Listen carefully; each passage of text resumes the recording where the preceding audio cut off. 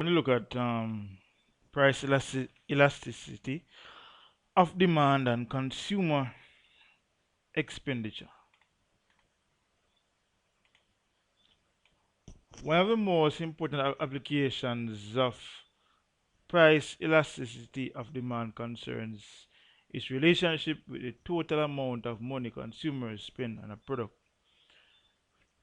Total consumer expenditure is simply the price times what? Quantity purchased. Price times quantity purchased. For example, if consumers buy 3 million units of 3 million units at the price of 2 per unit, they will spend a total of what? 6 million dollars or pounds in this case. That will be their total consumer expenditure, which is marked as short for TE. Total consumer expenditure will be the same as total revenue received by firms from the sale of the product before any taxes or other deductions. What will happen to consumer expenditure if there is a change in price? The answer depends on the price elasticity of demand, as you'd realize. Let's go now.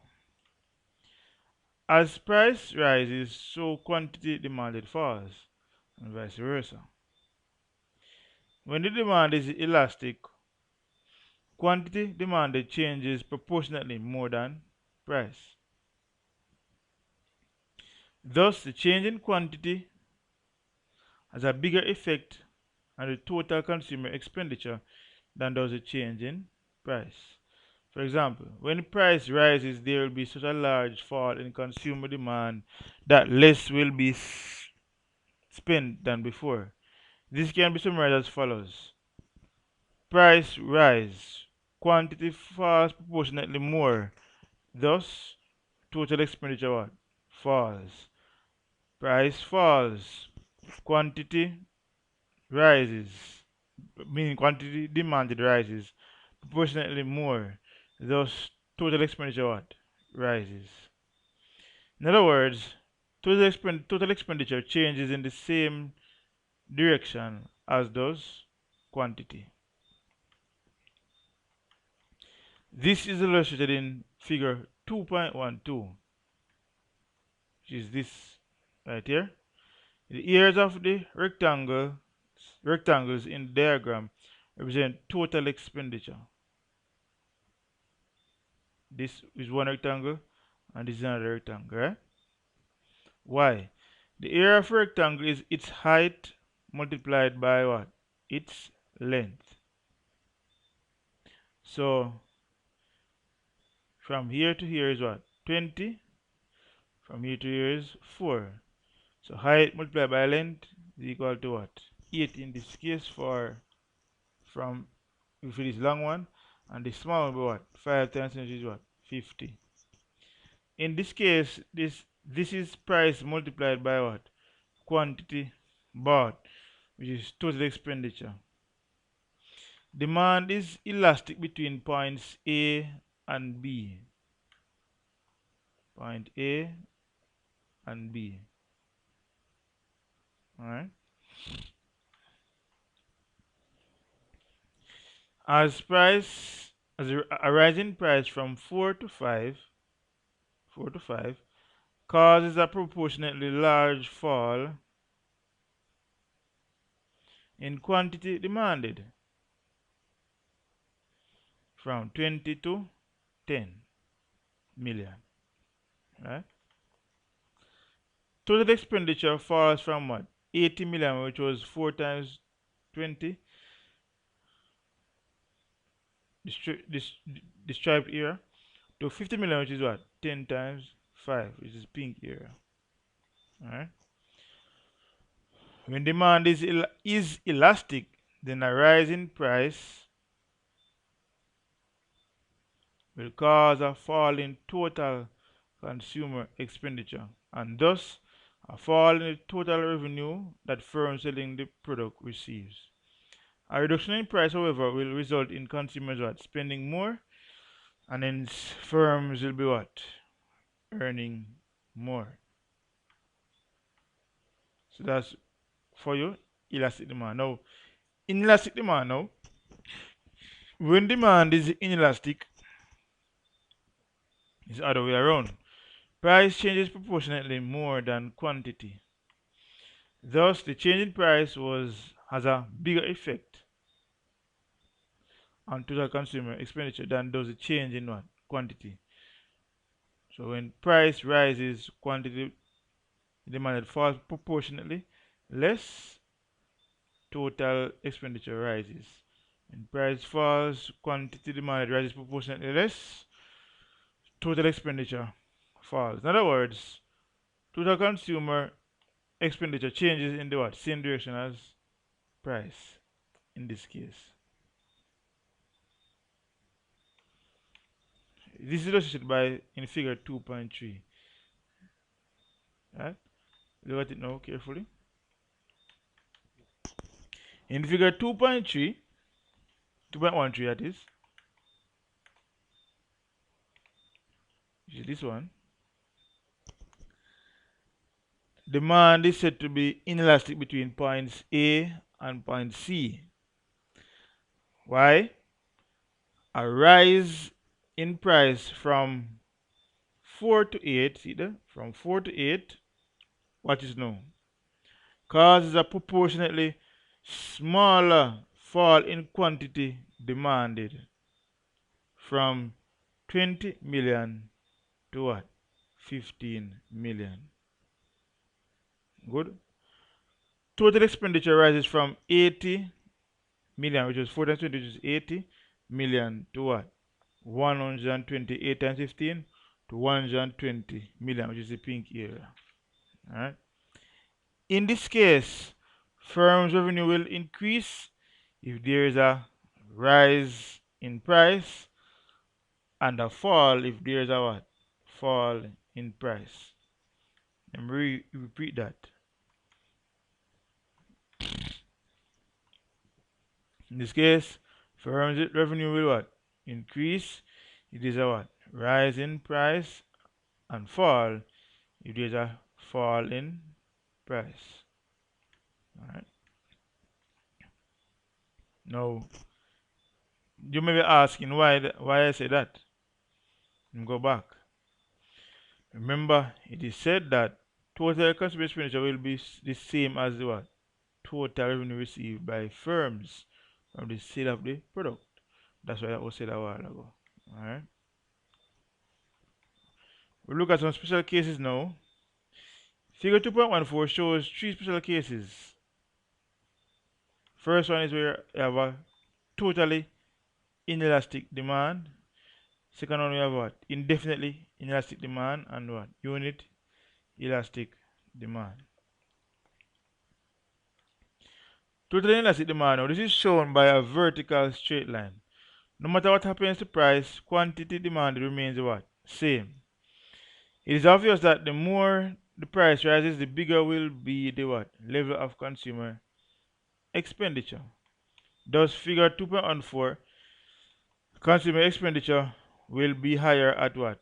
P2 than at P1. Logically speaking, right? Next one, indefinitely elastic demand. This is shown by a horizontal straight line. At any price above P1 in figure 2.14, demand is what? 0. But at P1 or any price below, demand is what? Indefinitely large. Going right across. So above this would be no demand, below and on here, high demand. Alright. This seemingly unlikely demand curve is in effect relatively common for an individual producer. In a perfect market, as we have seen, firms are small relative to the whole market. They have to accept the price as given by supply and demand in the whole market, but at the price they can sell as much as they produce. Demand is not literally indefinite, but as far as the firm is concerned, it is. In this case, The more individual firm produce, the more individual firm produces, the more revenue will be what? Earned. In figure 2.14b, more revenue is earned at Q2 than at what? Q1.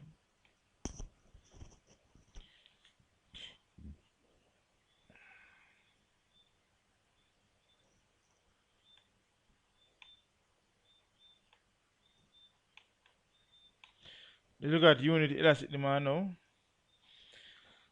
This is where price and quantity change in exactly the same proportion. Alright? Any rise in price, what is now, will be exactly offset by a fall in quantity, leaving total consumer expenditure unchanged. In figure 2.14, the stipend here is equal to the what? Pink here. Because if you multiply 8 by 100, you get 800. Multiply by 40, get what? 800. In both cases, the total expenditure is what? 800 pounds. Alright, see there? 20 by 40 give you 800, 8 by 100 give you what? 800. You might have thought that demand curve with unit elasticity would be a straight line at 45 degrees, ain't it? To the axis. Instead, it is a curve called a rectangular hyperbola. The reason for its shape is that the proportionate rise in quantity must equal the proportionate fall in price. As we move down the demand curve, in order for the proportionate change in both price and quantity to remain constant, there must be a bigger and bigger absolute rise in quantity and a smaller and smaller absolute fall in price. For example, a rise in quantity from 200 to 400 is the same proportionate change as a rise from 100 to 200. 50% change. You realize that? But its absolute size is double. A falling price from 5 to $5 to $2.50 is the same percentage as a fall from 10 to 5, but its absolute size is only half. Good.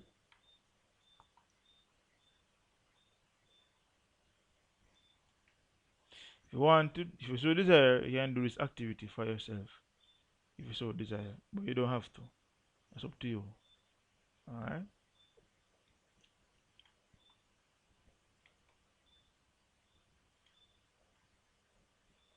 We look at the measurement of elasticity now.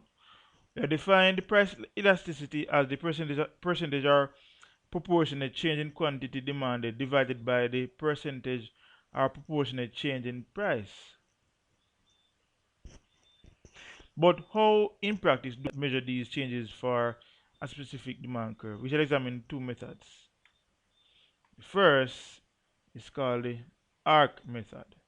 The second is called the what? Point method. Alright? This one is the what? Arc method. And this one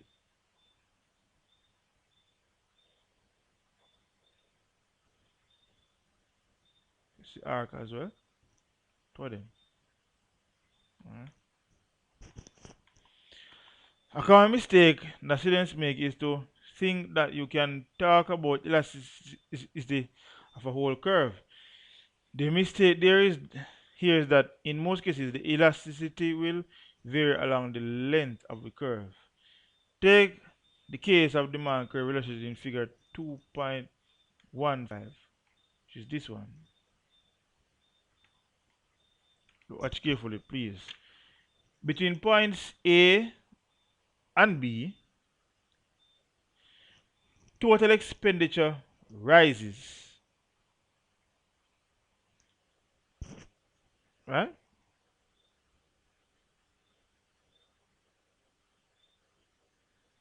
Which is in this case now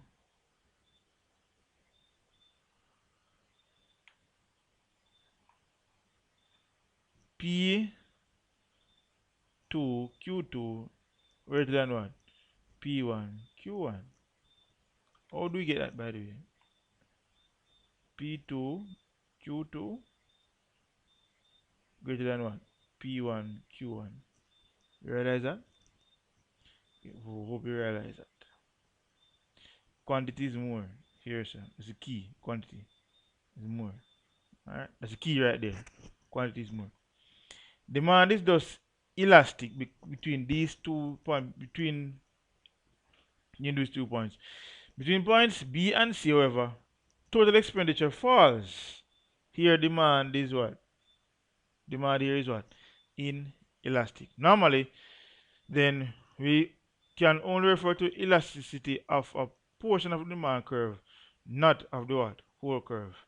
There are, however, two exceptions to this rule. The first is when elasticity just so happens to be the same all way along a curve, as in three special cases illustrated in figure 2.14. Watch this.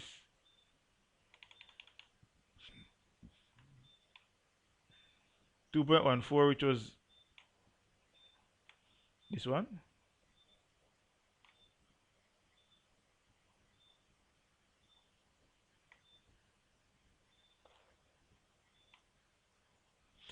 The second is where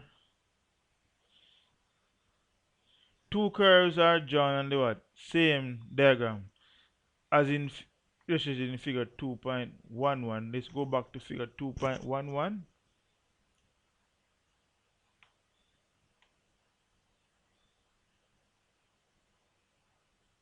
Original, which is this one.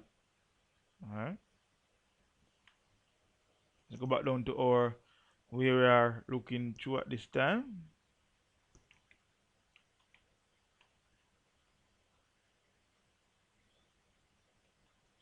Here we can say that the demand curve D is less elastic than what?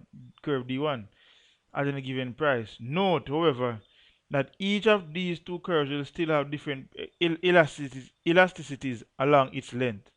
Although we cannot normally talk about elasticity of a whole curve, we can nevertheless talk about the elasticity between 2 points on it. This is known as what? Arc elasticity. In fact, the formula for price elasticity of demand that we have used so far is the formula for arc elasticity. Let's examine it more closely. Remember, the formula we used was what? Proportionate change. Remember, the symbol mean what? Change in quantity divided by proportionate change in what? Price. Remember, the symbol what means what? Change in. Alright? So arc elasticity is a measurement of elasticity between what? 2 points on a curve. The way we measure a proportionate change in quantity is to divide that change by the what? Level of quantity. That is percentage change in quantity divided by what? Quantity. Similarly, it should be change in quantity divided by what? Quantity to get the percentage. Alright? Similarly, we measure a proportionate change in price by dividing what? The change by the level of P. Meaning, you divide the change in price by the what? Price itself. Good. Price elasticity of demand can thus be written as change in quantity divided by what? Quantity divided by change in price divided by what? Price. But just what value do we give to P and Q? Consider the demand schedule given in table 2.5, which is this one right here, and graphed in figure 2.16, which we are going to shortly.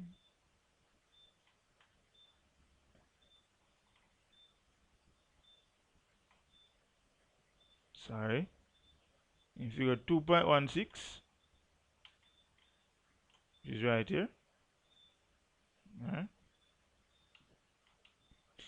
Notice that for the quantity, you have 10 to 8 for M, and they have 20 to 6 for what? N. Realize that? What is the elasticity of demand between points what? M and N? To answer this, we need to identify the what? Change in quantity and quantity, and the change in what? Price and price. Good. Let us start with the two quantity terms first. So,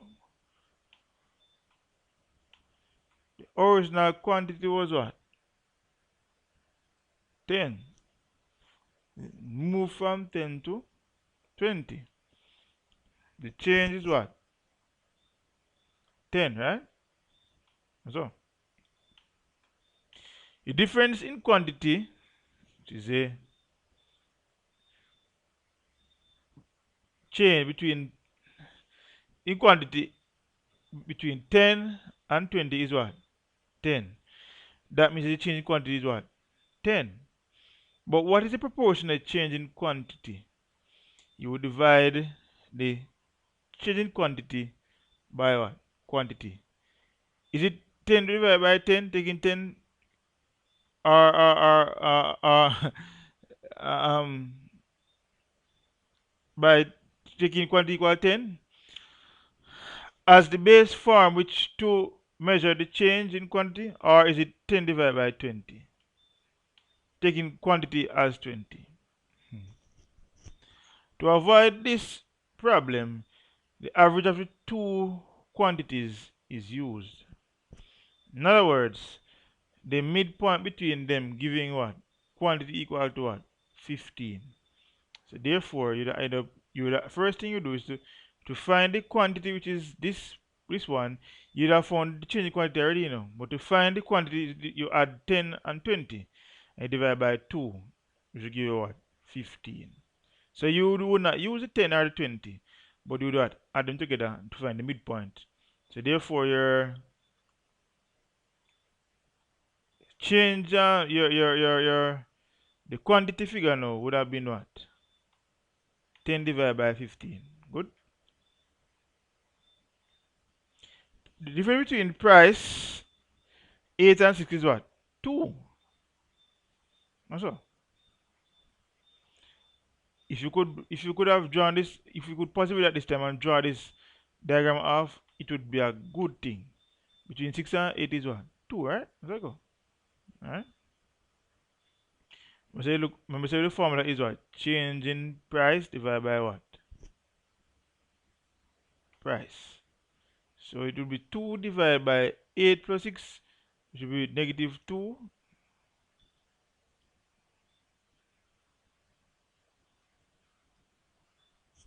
But why negative 2, by the way? Why negative 2? The basic price is so the the difference between 8 and 6 is what? 2. Change price equal what? Negative 2. Why negative 2? Why? The proportionate change in P is found in the same way as the proportionate change in what? Q. The base price is taken as a midpoint between the two prices, which is, and now why negative 2, gentle folks? You look at it carefully. Because price goes from 8 to 6. That's why. Because there's a fall in price. That's why you have a negative 2. Good? Alright. That is confirmed. So you divide negative 2 by what? 7. That's to get the price. Now that we have worked out the figures, changing quantity, changing price, and price, we can proceed to work out elasticity using the average formula, average mid or midpoint formula. Price elasticity of demand is given by the following. Change in quantity divided by what? Average quantity. Change in price divided by what? Average price. In our example, this would give the following. Elasticity between M and N, negative 2.33. Right? Since 2.33 now is greater than 1, demand is what? Elastic between M and N. I hope you are watching carefully and watching, observing carefully, gentle folks. Alright?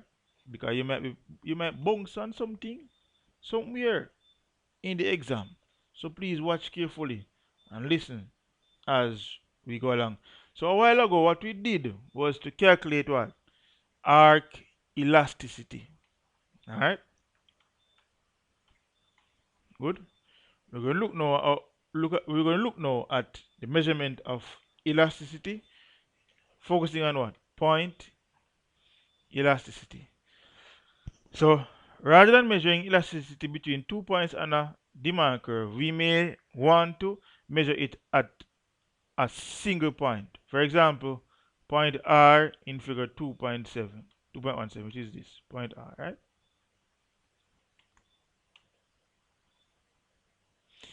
In order to measure point elasticity, we must first rearrange the terms in the formula we was given before. Changing quantity divided by quantity and changing price divided by what? Price.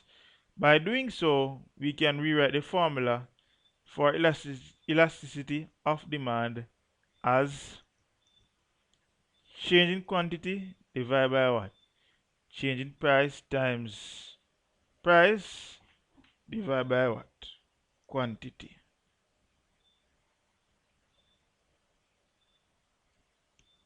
So what happens here? What happened? So we had Q divided by Q divided by what? P divided by P. If you change the multiplication sign, you end up with what? You switch them over, right?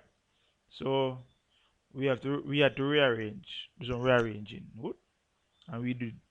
So first thing you'd have to do is to switch over these. So you'd have Q divided by Q still. Good. Change Q divided by Q times now. Instead of having changing P divided by P, you'd have had the P, this P up top. Follow me, and then you'd have placed this changing P down the bottom. Good. After that, now you do rearranging. Alright. Cool. That's it. Good. Since we want to measure price elasticity at a point on the demand curve, rather than between 2 points, it is necessary to know how quantity demanded would react, good, to an infinite, infinite similar, infinitesimally small change in price. In the case of point R figure 2.17, we want to know how the quantity demand would react to an infinitesimally small change from a price of what? $30. And infinitesimally small change is signified by the letter what? D.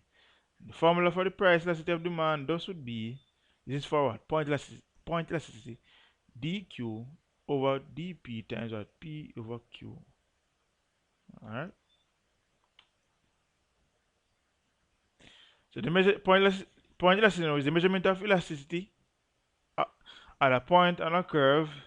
The formula for price elasticity of demand using the point elasticity method is q dq over dp times p over q, where dq over dp is the inverse of the slope of the tangent to the demand curve at the point in question.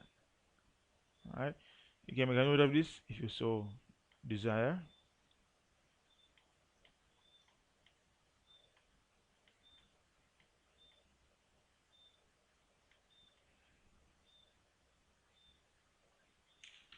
Alright, we're gonna stop right there for R for now. These things are not necessarily relevant to you at this time, so we're gonna stop right there for now.